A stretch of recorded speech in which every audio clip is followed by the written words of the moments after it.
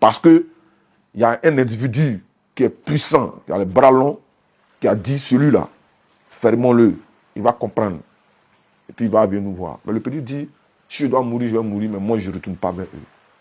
Je vais travailler sur fonds propres. C'est comme ça qu'on a lancé la campagne moto-moto, et voilà où ça nous a mené. Chaque jour qu'on se voyait, c'était la même chose. Je dis, il savait la personne qu'il avait fermée. Il savait la personne qui était derrière toute cette mascarade. Il savait, il connaissait la personne. Et il a dit, il a nommé la personne.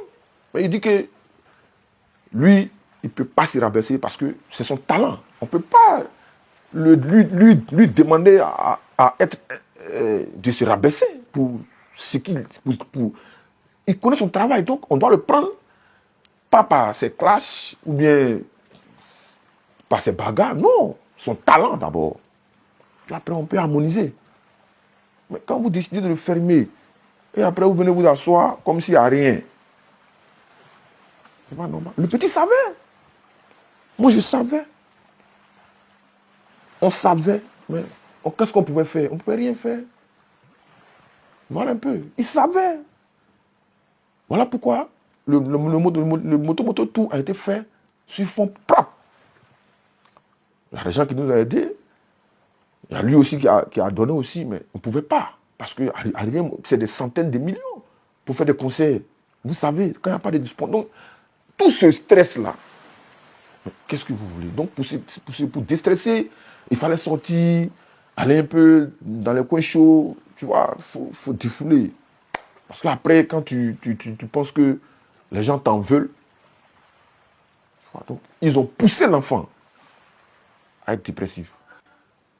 Donc voilà, moi, ça me fait mal parce que quand je vois les gens venir s'asseoir à la télé, non, vraiment, mais non, c'est des bêtises.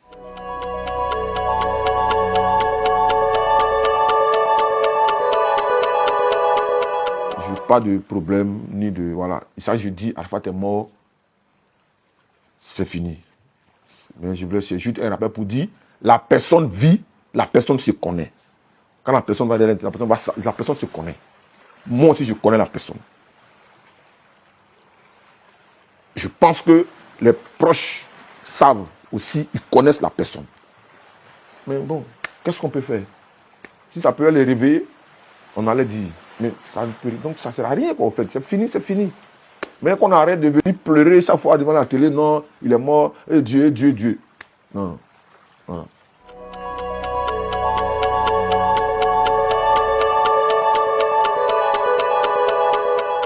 Je vous dis que, vous savez, c'est parce que nous, on n'est pas prévoyants, on n'est pas des sages. Quand on a commencé il est mort du dimanche, le jeudi, le premier concert au stade, c'était le premier concert, c'est là que ça a commencé. C'est le samedi qu'il a fait, parce que c'était sur les 10 communes. On a commencé au stade de Angré. Le jour du concert du stade de Angré, je prends ma voiture, je vais le rejoindre. Dans le même coin, on était assis là. Je le trouve.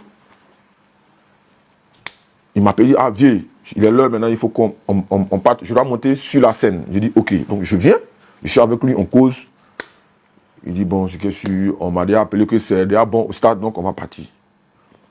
On prend les voitures. Il prend sa voiture, je prends la mienne, on se suit, il y a au moins 5, 6, plus de 10 voitures, on fait un cortège. On arrive à la même place où il fait son accident. Vous comprenez, la même place. Et je ne sais pas, de nulle part, il y a une moto qui sort. Et lui, il était devant, lui voit la moto venir. Moi, je ne vois pas la moto. Donc lui, la moto, c'est vers lui que la moto est venue. La moto venait. Moi, j'étais juste derrière lui. Et lui, il accélère. Pour que la moto ne le percute pas. Et moi, ne sachant pas pourquoi il accélère, moi aussi je veux le suivre. Je prends la moto. Le jour, son premier concert. Bye, accident. Je suis là, j'étais avec l'artiste Vecchio Lolas dans ma voiture. Donc le petit, attends sa tête, il sort de sa voiture. Et là, je te dis que le concert déjà, les danseurs sont déjà sur la scène, on nous attend. Il vient, c'est comment? Vraiment, je suis désolé. Il dit non, va au concert. Moi, je reste là. Je vais régler. Donc, on appelle la police, on appelle les pompiers. 2 jours avant, on appelle les pompiers, tout le monde vient. Et moi, je dis, va, comme c'est toi, tu es l'artiste, va à ton concert. Moi, je vais rester. C'est pour ça que moi, je reste. Je ne fais plus le concert. Je suis là, parce que je suis resté là. Il fallait attendre les pompiers, il fallait appeler la police, il fallait le constat. Tout fini, tout le temps de fini. J'étais tellement déboussolé, mais qu'est-ce qui nous arrive là? On a trop de problèmes. D'abord, le petit est fermé, il n'y a pas de sponsor. On se débrouille pour avoir de l'argent pour financer ces trucs. Et puis voilà encore un accident le jour. Je dis, va, il dit non, il ne va pas, non, va chanter. Et moi, je reste, je finis, je rentre chez moi, je dors.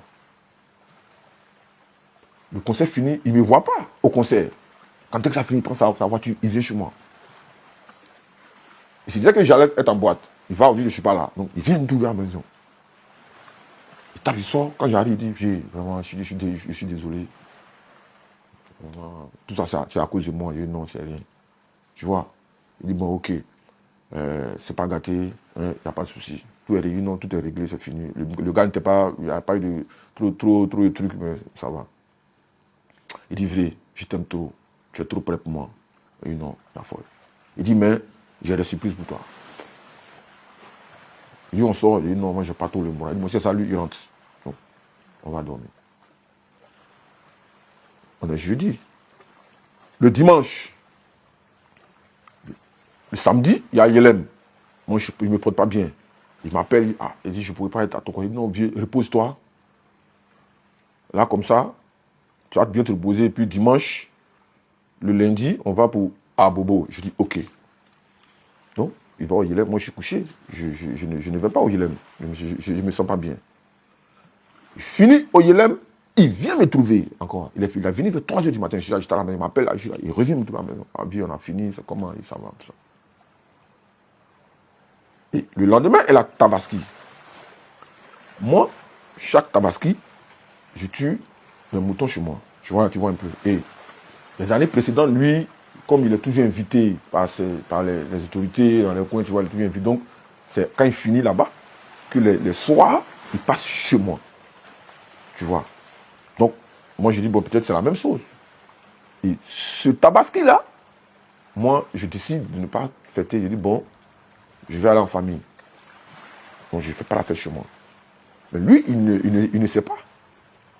Tu vois, lui, il ne sait pas. Il s'est dit, bon, quand je finis, je vais passer chez lui comme je fais d'habitude.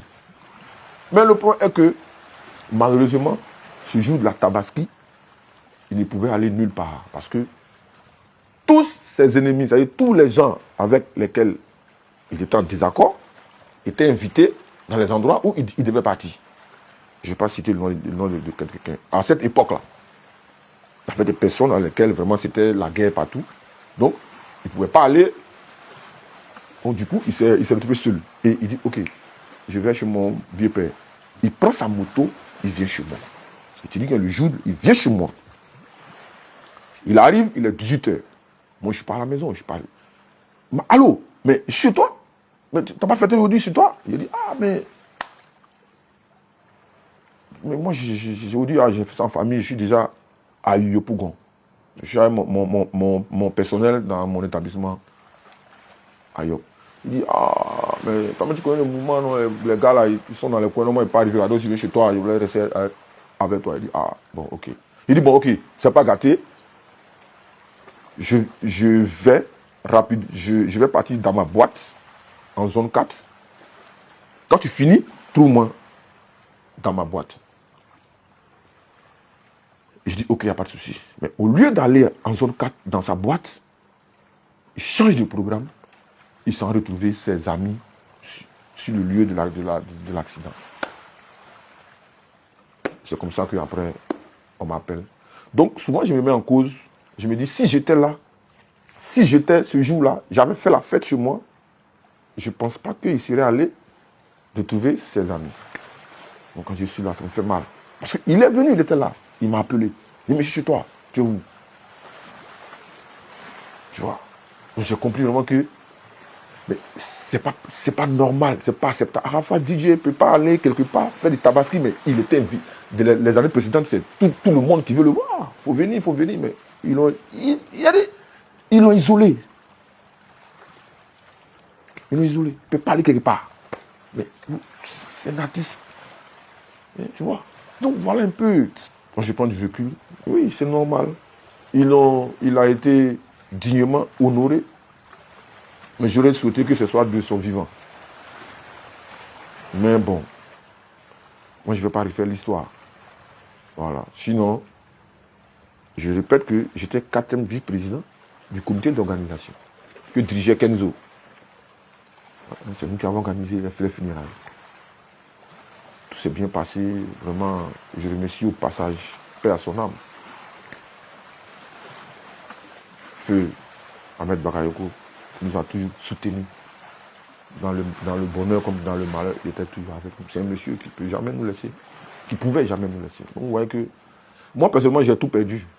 Je perds mon père spirituel, Ahmed Bakayoko, je perds mon petit frère, Didier Arafat. Après, vous voyez, c'est dans la désolation que je suis. Moi, je n'ai pas encore fait mon deuil, hein, vous voyez, je n'ai pas encore fait mon deuil, parce que je me dis, je me culpabilise. J'arrive pas à décrocher ces photos. Je me dis, quand le décrochant, c'est comme si je le trahissais, en fait. C'est dans ma tête, parce que tout le monde le sait. Moi, j'étais avec lui 24/24. Trop de choses. Trop de choses. On ne va pas venir. Moi, je dis, je ne suis pas venu là pour casser des papos. Arafat, je ne vais jamais dire négatif de lui.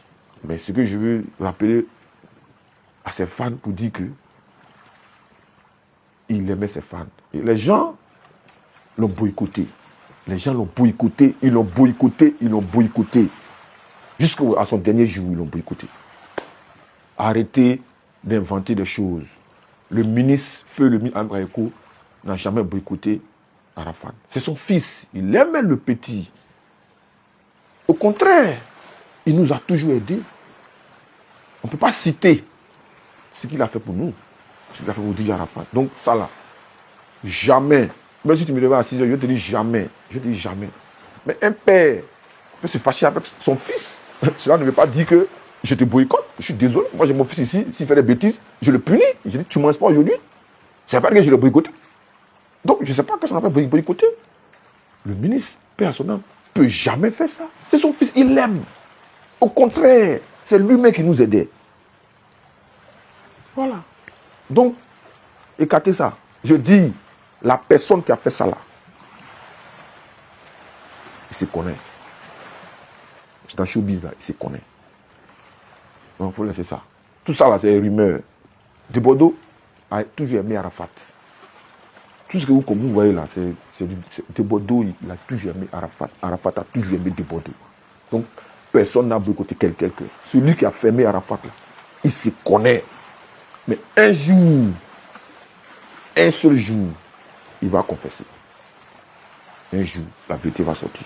Mais ça vient, c'est pas moi qui ai parlé. Mais un jour, ça va sortir. Sinon, on sait. Le petit savait. Lui-même, il savait. Il cachait pas. Je pense que peut-être il a dit aussi à certains points. Il savait. Il n'a pas caché. Il dit, voilà, c'est telle personne qui me fait ça. Voilà les preuves. Mais moi, vieux, c'est pas gâté. Il n'a jamais me rabaissé aussi.